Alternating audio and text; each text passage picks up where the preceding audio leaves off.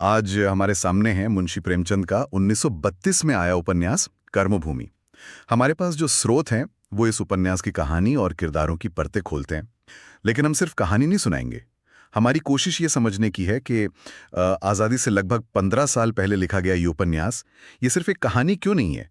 ये उस दौर के भारत के लिए एक तरह का एक्शन प्लान, एक सामाजिक सुधार का नक्शा कैसे है। हम इसके किरदारों, उनके अंदर की कश्मकश और उस दौर की तस्वीर को समझने की कोशिश करेंगे। बिल्कुल सही कहा। अक्सर लोग प्रेमचंद को सिर्फ ग्रामीण भारत का कथाकार मान लेते हैं, लेकिन कर्मभूमि उससे कहीं आगे है। ये उपन्यास व्यक्तिगत इच्छाओं और समाज के प्रति हमारे कर्तव्य के बीच की उस एक, क्या कहते हैं, उस लड़ाई को दिखाता है जो हर पीढ़ी को लड़नी पड़ती है। इसका हीरो अमरकांत इसी आग में तपकर निकलता है। उसकी कहानी असल में उस पूरे दौर के नौजवानों की कहानी है। तो चलिए इसी उलझन से शुरू करते हैं। उपन्यास का नाम ही है कर्मभूमि। सुनने में थोड़ा भारी शब्द लगता है। इसका मतलब सिर्फ काम करने की जगह तो नहीं होगा। प्रेमचंद क्या कहना चाह रहे थे? नहीं, बिल्कुल नहीं। कर्मभूमि का मतलब है कर्तव्य की भूमि। ये एक दर्शन है। प्रेमचंद का मानना था कि भारत एक ऐसी धरती है जहां पैदा होने का मतलब ही है कि आपके ऊपर कुछ कर्तव्य है, नैतिक, सामाजिक और राजनीतिक। और दिलचस्प बात यह है कि ये कर्तव्य सिर्फ अंग्रेजों से आजादी पाने तक सीमित नहीं थे। हाँ, ये बात मुझे सबसे ज्यादा दिलचस्प लगी।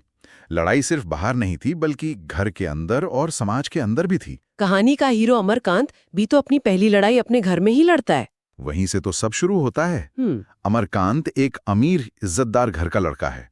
उसके पिता समरकांत एक बड़े जमींदार हैं। वो उस पुरानी पीढ़ी के प्रतीक हैं जो सत्ता और परंपरा को ही सब कुछ मानती है। उनके लिए गरीब किसान सिर्फ लगान देने के लिए हैं, चाहे वो भूखे ही क्यों ना मर रहे हों। और अमरकांत इस बात को बर्दाश्त नहीं कर पाता। एक जगह वो सीधे अपने पिता को कह देता है, भूखे आदमी से लगान वसूलना पाप है। ये एक बेटे का अपने पिता से विद्रोह नहीं है, ये तो दो अलग अलग पीढ़ियों, दो अलग अलग सोच की सीधी टक्कर है। बिल्कुल, ये टकराव सिर्फ एक परिवार का ड्रामा नहीं है। ये पुराने सामंती भारत और एक नए जागते हुए भारत के विचारों का संघर्ष है। समरकांत के लिए नियम और इज्जत सबसे ऊपर है, अमरकांत के लिए इंसानियत। इसी टकराव की वजह से अमरकांत घर छोड़ देता है, क्योंकि उसे उस व्यवस्था से ही घुटन होने लगती है जो उसके पिता ने बनाई है। और घर छोड़कर वो उस भारत को देखने निकलता है जिसे उसने सिर्फ किताबों में पढ़ा था। वो एक गांव में चला जाता है और वहां जो करता है वो उस जमाने के हिसाब से तो एक तरह की सामाजिक आत्महत्या ही थी। हाँ, आप कह सकते हैं। वो घसीटा नाम के एक हरिजन किसान के साथ रहने लगता है। यहाँ ये समझना जरूरी है कि 1930s के दशक में समाज में छुआछूत की जड़ें कितनी गहरी थीं। ऐसे में एक ऊंची जाति के अमीर घर का लड़का एक दलित के घर पर न सिर्फ रहता है, बल्कि उसके हाथ का बना खाना भी खाता है। ये तो किसी धमाके से कम नहीं रहा होगा।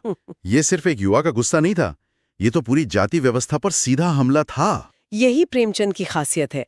वो एक छोटी सी घटना से एक बहुत बड़ा संदेश देते हैं। अमरकांत का ये कदम उसकी पूरी जिंदगी बदल देता है। अब तक उसने गरीबी और अन्याय के बारे में सिर्फ सुना था, अब वो उसे जी रहा था। उसे पहली बार समझ आता है कि देश की असली समस्या सिर्फ अंग्रेज नहीं, बल्कि हमारे समाज के अंदर की सड़ांध भी है। लेकिन उसका असली बदलाव, उसका हीरो बनना तो एक दूसरी घटना से होता है, जब वो किसानों के एक विरोध प्रदर्शन में शामिल होता है। हाँ, वो पल उसकी जिंदगी का टर्निंग पॉइंट है।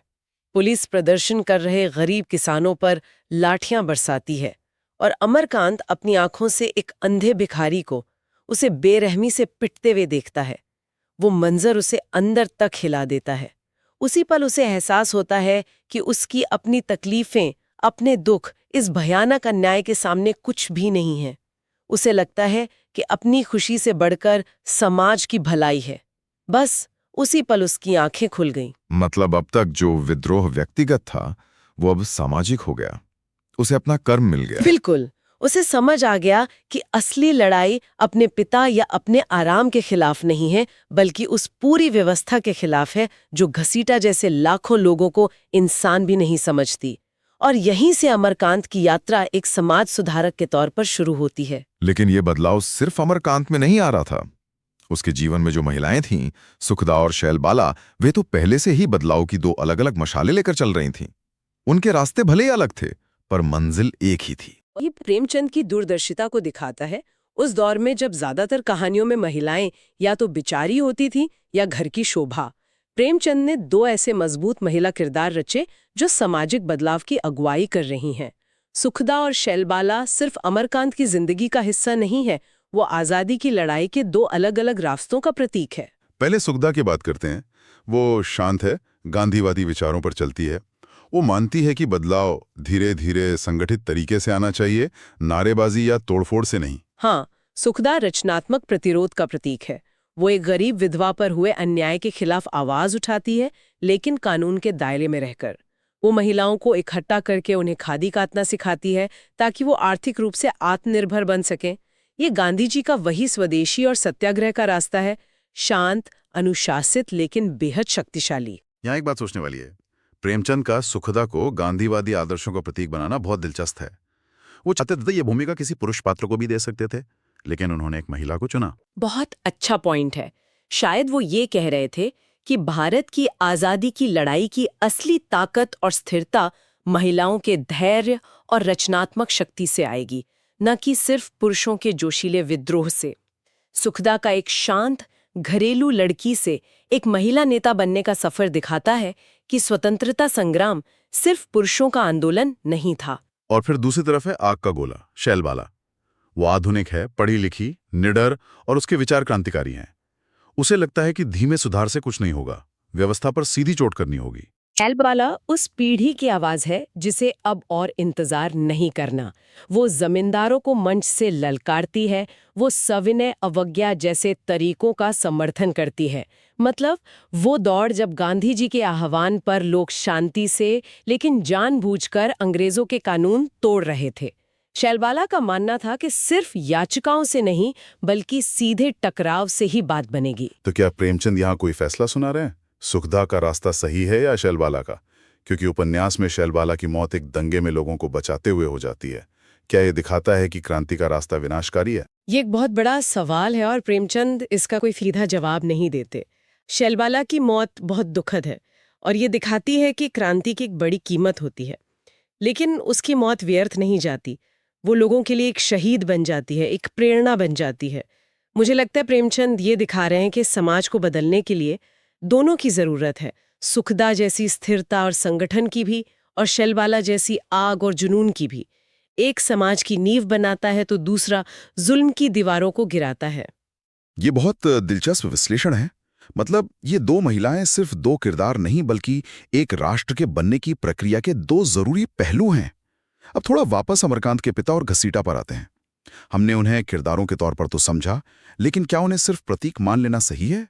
जैसे पिता पुरानी व्यवस्था का प्रतीक, घसीटा शोषित वर्ग का। क्या इससे ये किरदार थोड़े एकायामी नहीं हो जाते? ये सवाल बहुत जरूरी है। देखिए, प्रेमचंद का मकसद सिर्फ कहानी कहना नहीं था, वो एक सामाजिक टिप्पणी भी कर रहे थे। इसलिए उनके किरदारों में प्रतीकात्मकता तो है। समरकांत सिर्फ एक पिता नहीं है, वो उस पूरी सामंती सोच के प्रतिनिधि हैं जो बदलाव को स्वीकार करने के लिए तैयार नहीं है। और घसीटा सिर्फ एक गरीब दलित नहीं है, बल्कि वो उन करोड़ों बेआवाज लोगों का चेहरा है जो सदियों से चुपचाप जुल्म सहते आए हैं। बिल्कुल, लेकिन प्रेमचंद उन्हें सिर्फ कार्डबोर्ड के कटआउट नहीं बनाते। घसीटा सिर्फ एक पीड़ित नहीं है, उसमें एक अद्भुत गरिमा है, एक सहनशीलता है। घसीटा को देखकर ही अमरकांत को पहली बार अपनी जिम्मेदारी का एहसास होता है। वो अमरकांत के लिए एक नैतिक आईना बन जाता है। तो वो प्रतीक भी हैं और साथ ही साथ कहानी को आगे बढ़ाने वाले मानवीय किरदार भी। तो कुल मिलाकर ये उपन्यास एक ही समय पर कई मोर्चों पर लड़ रहा है। जातिवाद, जमींदारी प्रथा, महिला सशक्तिकरण, पीढ़ी का टकराव, और इन सब के ऊपर गांधीवादी आदर्श बुनते हैं। वो किरदारों के जरिए एक साफ संदेश देते हैं कि असली धर्म समाज की सेवा है, न्याय के लिए खड़ा होना युवाओं का कर्तव्य है और सामाजिक बदलाव में महिलाओं की भूमिका केंद्रीय है। और उपन्यास का अंत भी इसी उम्मीद पर होता है। अमरकांत कई उतार चढ़ाव के बाद अपनी व्यक्तिगत उलझनों से बाहर निकलकर वापस सामाजिक काम में लौटता है। उसे एक नया मकसद मिल जाता है। सही कहा। उपन्यास के अंत में अमरकांत भारत को दुख की भूमि की तरह नहीं देखता, बल्कि एक कर्म भूमि की तरह देखता है। ये एक बहुत बड़ा मानसिक बदलाव है। अब वो समस्याओं से भाग नहीं रहा, बल्कि उन्हें हल करने को ही अपने जीवन का लक्ष्य बना रहा है। वो समझ जाता है कि भागना कोई समाधान नहीं है, बल्कि व्यवस्था के भीतर रहकर उसे बदलने के लिए काम करना ही असली कर्म है। यही इस उपन्यास का सार है। तो कर्म भूमि प्रेमचंद का एक ऐसे भारत का सपना है जहां सच्ची खुशी व्यक्तिगत सफलताओं में नहीं बल्कि समाज की सेवा करने और अपना कर्तव्य निभाने में है। एक ऐसा संदेश जो शायद आज भी उतना ही प्रासंगिक है। बिल्कुल। ये उपन्यास लगभग 90 साल पहले लिखा गया था। ये उस दौर के व्यक्ति और समाज के कर्तव्यों की पड़ताल करता है। लेकिन यहाँ रुककर एक सवाल सोचने जैसा है। आज के भारत में 21वीं सदी में हमारी अपनी कर्मभूमि में हमारा कर्म क्या है? आज वो कौन सी सामाजिक जंजीरें हैं जिन्हें तोड़ने की जरूरत है, और वो कौन से कर्तव्य हैं जिन पर हमारा ध्यान जाना चाहिए?